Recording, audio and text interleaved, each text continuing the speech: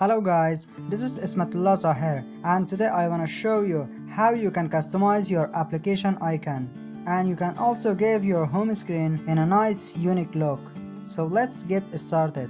Friends, as you can see, my apps icon are changed. There is so many logos. If I click on this, WhatsApp will be open. And you can see my WhatsApp application is opening. And if I click on this, YouTube will be open. So you can see YouTube is open.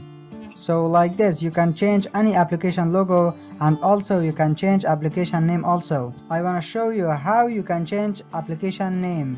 You just need to hold on any app and you just need to click on edit option. Then from here you can see click on app name or app icon to edit. Now I want to edit Play Store name to App Store. You can also edit name like this and you can do this without root your phone. Now it's time to show you how you can also do this. Let's go to the Play Store and search SuperP Launcher. I already installed this app and let me open it. Now you're inside this launcher. So if you wanna move back from this launcher, you just need to click on SuperP setting and disable this option and choose home screen.